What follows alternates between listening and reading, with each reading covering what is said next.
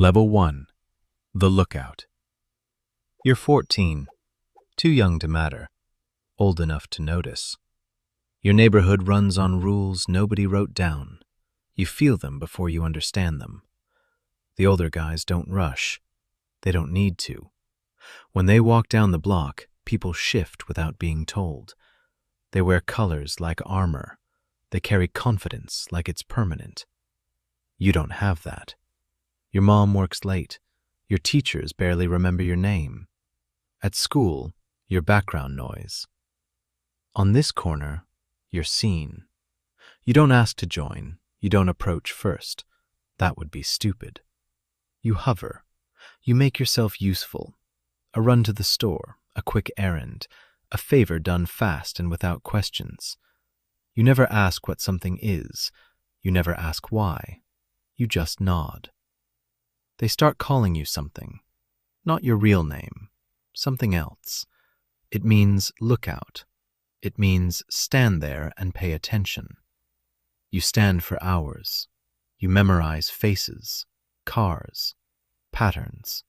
If something feels off, you send a signal. Nothing dramatic, just enough. You don't get paid, that's not the point. You're being measured. Can you stay quiet? Can you ignore questions? Can you pretend you don't see what you see? A teacher asks about the corner. You shrug. Someone flashes cash to make you talk. You don't. Because this isn't about money. It's about becoming visible. You're waiting for the day they call you something else, something higher. And once they do, there's no going back. Level 2. The KO. 6 months pass. You kept your mouth shut. You showed up every day. You never asked questions. They noticed.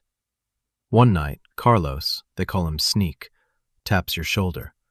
Not loud, not dramatic, just a look. You ready, Ethan? You nod. You don't say yes. You don't need to. They walk you behind the apartment complex. Dim security light, cracked concrete, dumpsters humming in the dark. 13 of them are already there, spread out, waiting. You count them without meaning to. 13. They step into position. A circle forms, wide enough to trap you, tight enough to close fast. You stand in the center, hands at your sides, no swinging back, no running, no covering up and quitting. Just endure. Sneak says one word. Count. And it starts. 1. Impact. Your head snaps sideways. 2. Something catches your ribs. Air disappears. 4. You're turning, trying to stay upright. 6. The circle tightens. 7. Noise everywhere. 8. You taste metal. 9. You're lower now, still standing. 10. Your ears ring. 11. Your legs shake. 12. You almost drop. Almost. 13. It stops. No warning, no ceremony, just silence. You're on one knee staring at the ground. Someone grabs your arm. Sneak pulls you up. He hugs you hard, like it meant something. Welcome, homie. The circle breaks. Hands slap your back. They're smiling. You're not Ethan anymore. They give you a new name. Ghost. Short, sharp, permanent. You don't make money yet, but now you have protection. Now you belong. And when they say it, blood in, blood out, you finally understand. This wasn't about pain. It was about ownership. Level 3. The Soldier. You're 16 now. It's been a year since the check. The bruises faded. The name didn't. You're not a kid on the corner anymore. You're a soldier. That means responsibility. You don't ask what moves. You don't ask where it comes from. You just follow instructions. Pick up, drop off, walk away. You're a link in the chain. For the first time in your life, real money hits your pocket. More than $200 a week. Cash. Stacked. Folded tight in your hand. That's more than your mom makes in days. More than you've ever seen at once. You buy new shoes, a heavier chain, a phone you don't need but want. You start walking different. People notice. You feel it. Power. But the risk rises with the money. If you get caught, you go alone. No one posts bail. No one rescues you. You sit. You wait. You keep your mouth shut. That's the rule. Silence equals survival. Break that rule, and the protection disappears. And being a soldier isn't just about movement. When the clique needs presence, you show up. A message has to be delivered. A boundary has to be reinforced. You don't hesitate, because hesitation looks weak, and weakness gets replaced. You wanted money. Now you have it. You wanted respect. Now you feel it. But you're starting to realize the higher the pay, the shorter the leash. Level 4. The Veterano. You're 19, 5 years in. That's a lifetime in this world. You've already done 18 months in county. You sat in a gray cell, fluorescent lights, cold bench. Detectives asked questions. You gave them nothing. Not a name, not a shrug, not a slip. When you came home, the clique threw a party. Not loud, not flashy, but everyone knew what it meant. You earned your stripes. Now you're a veterano. You don't stand on corners all day anymore. You supervise them. You've got younger soldiers under you now. They report. They update. They kick money up. You take your cut. The rest moves upward. Your job is territory. 3 blocks. That's yours. You decide who stands where, who gets opportunity, who pays. Order matters. Reputation matters. If someone gets sloppy, you handle it. Sometimes it's a warning. Sometimes it's a harder lesson. Either way, the message sticks. You're pulling about $1,500 a week now. Steady. You've got a used Honda, an apartment with your name on the lease, a girl who thinks you're just connected. Life feels solid, almost normal, but you're marked. Police know your face. You're in a database labeled Verified Gang Member. If something happens on your blocks, they knock on your door first. You can't disappear. You can't relocate. This life doesn't allow transfers. MS-13 stretches across cities, across states, across borders. Los Angeles, Houston, Long Island, El Salvador. You thought ranking up meant freedom. It doesn't. It means visibility. And in this world, there are only 2 exits, and neither of them looks like retirement. Level 5. The Palero. You're 24. Most of the guys you started with are gone, locked up, buried, forgotten. You're still here. You've been shot. You've been arrested more times than you can count on one hand. You've done time, and you never folded. That matters. The clique trusts you, so they move you up. You're the Palero now, the one who speaks. When something needs to be said, it comes from you. You're not just part of the neighborhood anymore. You run it. 30, maybe 40 soldiers look to you for direction. Veteranos bring you numbers, problems, conflicts. You listen. You decide. Money flows upward through you. You take your portion, the rest moves higher.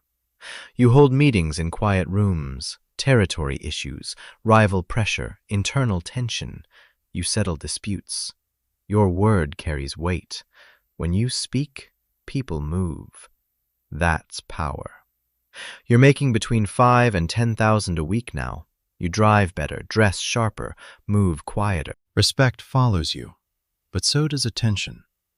Ambitious veterans study you. Rivals track you. Federal agents build files with your name on them. You don't sleep deeply anymore. You rotate locations. You double-check doors. You trust carefully, if at all. Even the people closest to you feel like variables, because at this level, power isn't loud, it's fragile. And the higher you climb, the fewer people you can afford to believe. You wanted the seat at the table.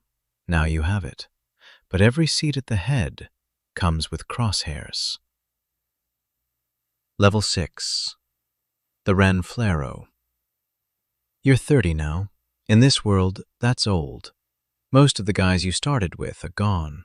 Graves, life sentences, memories. You survived because you were careful, because you listened more than you talked, because you knew when to move and when not to. Now you're the Ranflero, regional. That means you don't control corners, you control cities. 5 or 6 paleros report to you. Behind them, dozens of veteranos. Behind them, hundreds of soldiers. You're not visible anymore. You operate from quiet rooms, from offices that don't look like offices. You run this like a business. Numbers matter. Flow matters. Structure matters. Money moves in waves now. Not thousands. $30,000 to $50,000 a week. You oversee where it goes, how it's balanced, how it looks clean on paper. On the outside, you're legitimate. A car wash, a construction company, a nightclub with soft lighting and loud weekends. To your neighbors, you're just successful. Nice house, new truck, tailored clothes. But the pressure never leaves. You assume every line is monitored, every move observed. You speak carefully. You meet face to face. You trust almost no one. Because MS-13 isn't one solid block. It's factions, cliques, alliances that shift. You keep the peace between them. And above you? Voices from inside walls, leaders in maximum security prisons. Orders passed down through layers. When they say adjust, you adjust. When they say hold, you hold. You have power. Real power. But freedom? That disappeared years ago. You're not running the life anymore. The life is running you. Level 7. The Shot Caller. You got arrested. The case didn't fall apart this time. It's stacked. Charges layered on top of charges. Conspiracy, enhancements, RICO. 30 years, no parole. You understand what that means.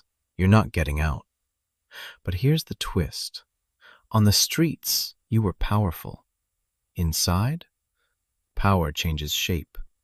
They send you to a maximum security federal prison. Concrete, steel, routine. Within days you reconnect.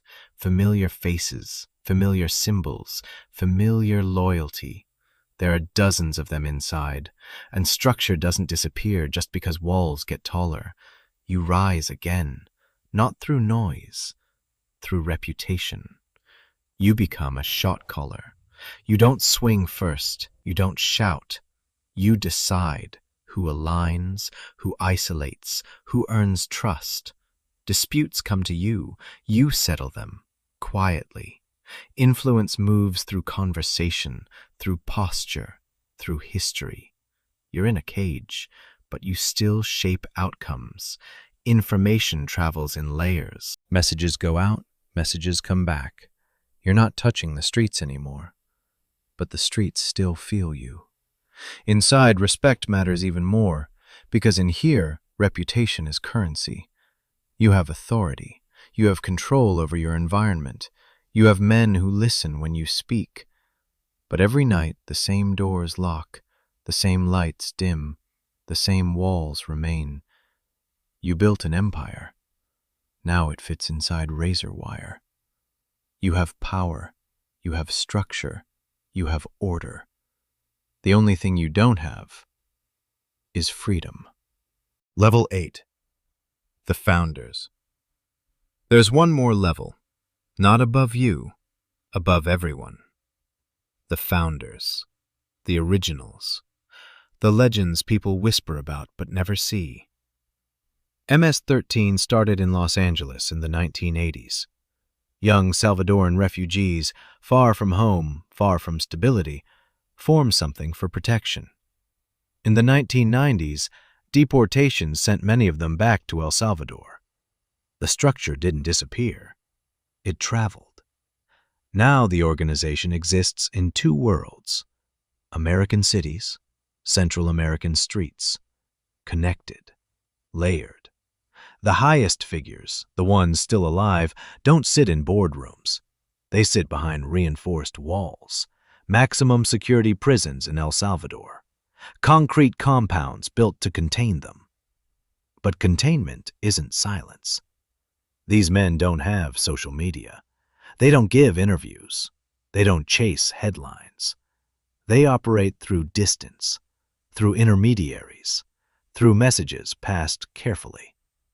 When direction moves from the top, it echoes outward. Across cities, across states, across borders. Thousands follow without seeing the face behind the decision. You will never reach this level, not because you aren't capable, but because this level isn't climbed. It's inherited. It's history. It's mythology built over decades. These men didn't just rise through ranks. They built the ranks. They became symbols, stories told in cells and corners. You thought you climbed high. You did. But at this level, you realize you were never at the top. You were part of something older than you, and far colder. Level 9. The end. You're 35, 21 years in. That's more than half your life. You've been shot more than once. You've been locked up more than once. You've seen things you can't unsee, done things you don't talk about. You made money, real money, stacks that once felt endless. But money doesn't sit still. It disappears. Lawyers, bail, living fast. Now you sit in your car outside your mom's house, engine off, hands on the wheel. She's older, smaller. Every time she sees you, her eyes fill up before she says your name. She tells you it's not too late. You could leave. You could move, start over, disappear somewhere quiet. But you know better. This life doesn't come with an exit interview. There's no retirement plan, no clean break. Blood in, blood out. The phrase sounds different at 35 than it did at 14. Heavier. You start the car. You drive slowly through the same streets that raised you. And then you see it, the corner, the exact one. There's a kid there now, 14, watching, hands in his hoodie pocket, hungry for something he can't name yet. He looks at you the way you once looked at them. You see it in his eyes, the curiosity, the need, the pull. For a second you almost stop, almost say something, but you don't, because you know how this story goes. You didn't escape it, and neither will he.